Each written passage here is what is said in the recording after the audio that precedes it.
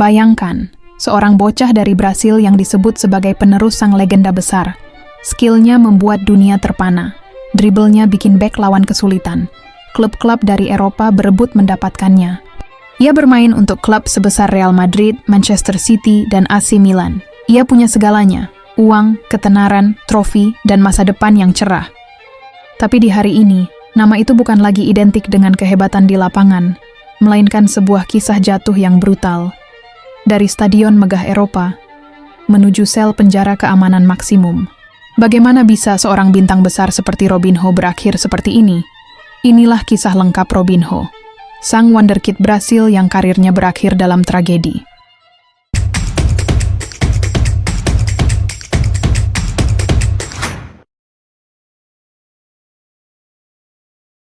Sebelum semua kehancuran itu terjadi, Robinho pernah menjadi simbol harapan sepak bola Brasil.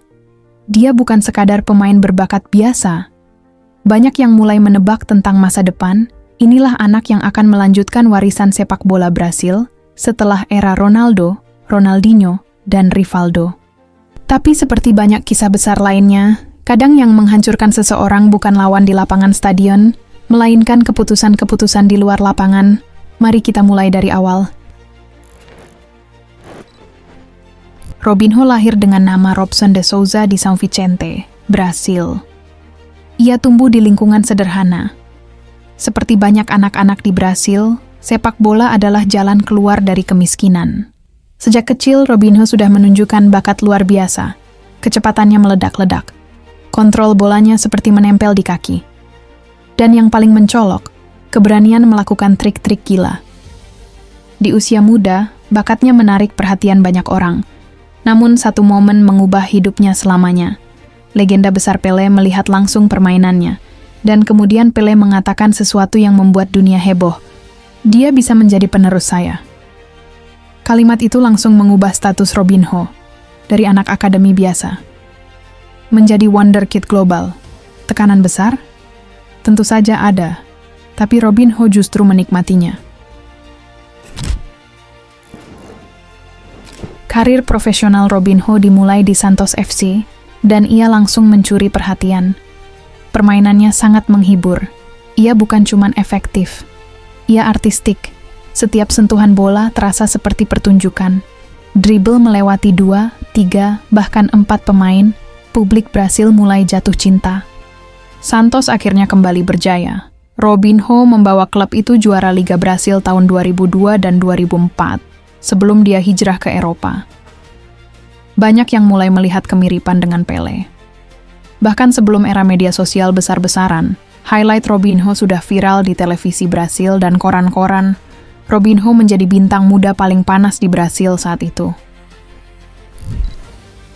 Tahun 2005, Robinho resmi pindah ke Real Madrid. Di musim ini, eranya Galacticos. Di sana ada nama-nama besar seperti David Beckham, Zinedine Zidane, Ronaldo Nazario. Robinho masuk sebagai bintang masa depan. Awalnya sulit. Ia masih muda, masih terlalu mengandalkan permainan individu. Namun perlahan, ia berkembang. Robinho membantu Real Madrid meraih gelar Liga. Ia menunjukkan bahwa dirinya memang bukan pemain biasa. Meski begitu, ada satu kritik yang terus menempel. Robinho sangat berbakat, tapi tidak konsisten. Kadang gacor abis, kadang permainannya menghilang, dan ini sudah jadi pola sepanjang karirnya. Setelah keluar dari Real Madrid, Robinho pindah ke Manchester City. Transfer ini sempat kontroversial, bahkan ada kisah terkenal bahwa Robinho sempat mengira dirinya akan pindah ke Manchester United, namun kenyataannya ke Manchester City. Saat itu Manchester City baru memulai revolusi ulang dengan kekayaannya. Robinho jadi simbol proyek baru mereka.